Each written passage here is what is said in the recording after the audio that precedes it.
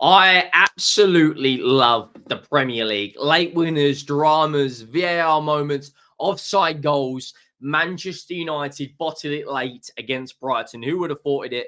I predicted a 1-1 in my match prediction between the two teams, but it was Brighton with a João Pedro dagger, and he's been heavily linked to the move away from the Amex. And do you know what? He proved his class today. Absolutely majestic second half performance. If you're new to the channel, make sure you go down, hit that subscribe button. The road to 25,000 subscribers is well and truly on. If we get 500 likes, that would be absolutely glorious. We are just under 700 subscribers now away from 21,000. And I thought that was a fantastic game of Premier League football. It had absolutely everything.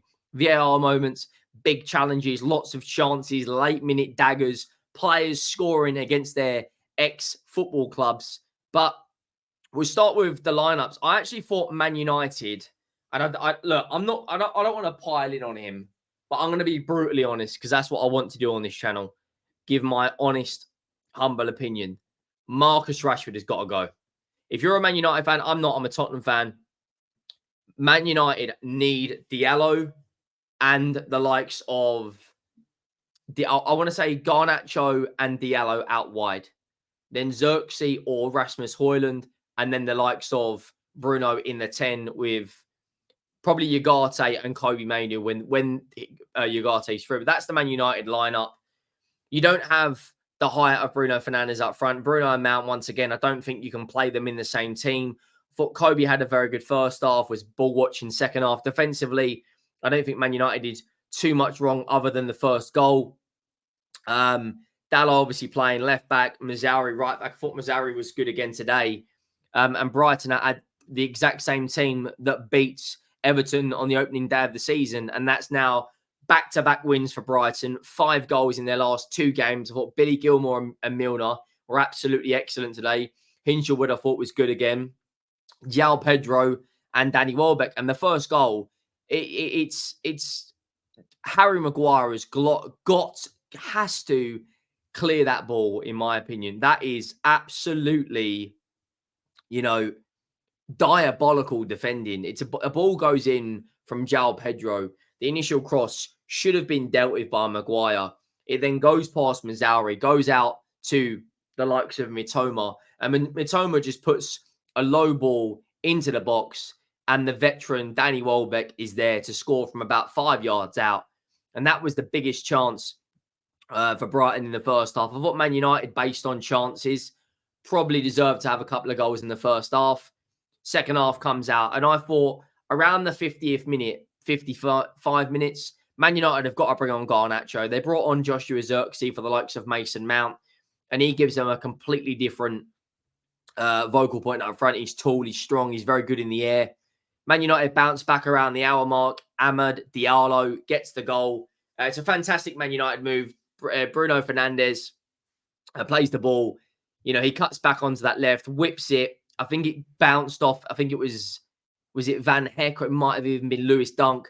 And I think he was the man who played Diallo on, and Diallo puts it in the back of the net, and he makes it 1-1.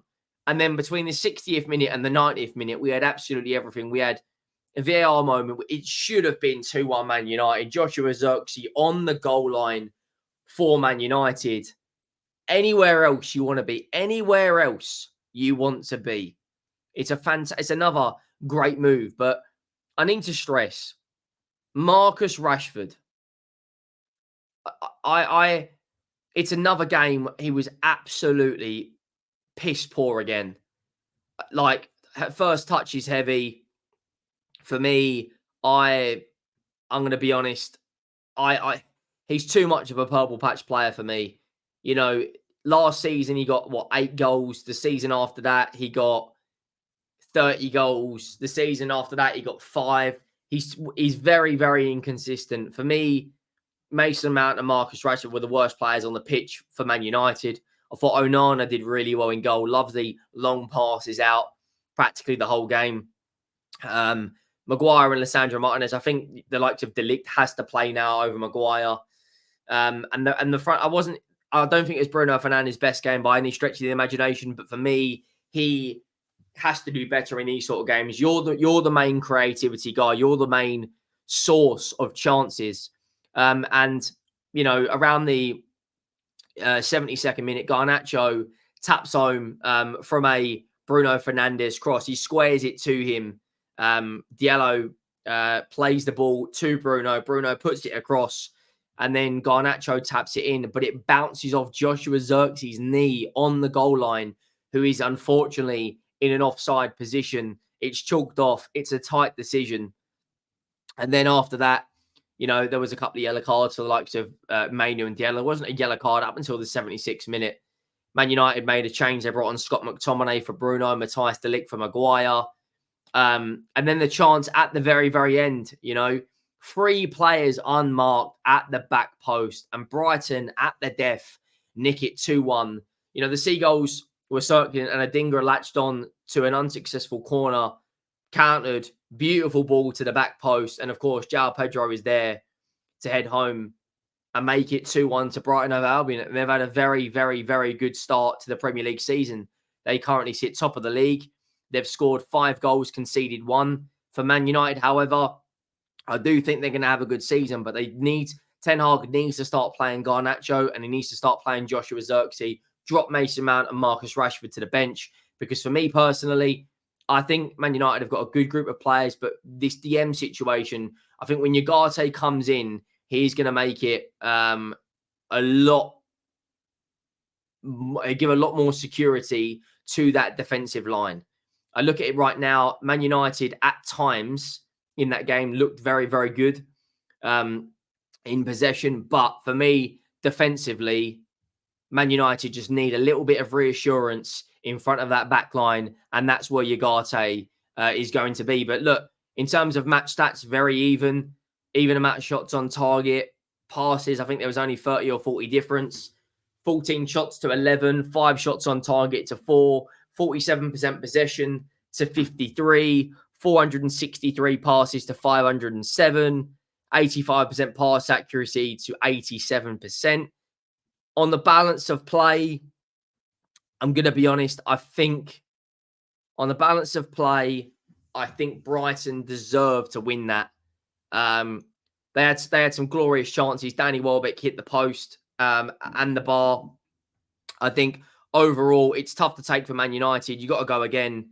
But like I said, when this number 6 situation is sorted at United with a DM sitting in front of that back line, and you've got a back 4 that's Dallo, Mazzauri, De Ligt, and Martinez, and you've got that wide pairing of Diallo and Garnacho, because when they were both on the pitch together today, you saw a bit more urgency come from Man United. You saw a better final ball. I'm going to be honest, I don't particularly think Mason Mount and Bruno can play in the same team anymore. I've watched them now a couple of times. They've got energy, they've got passion, they've got desire.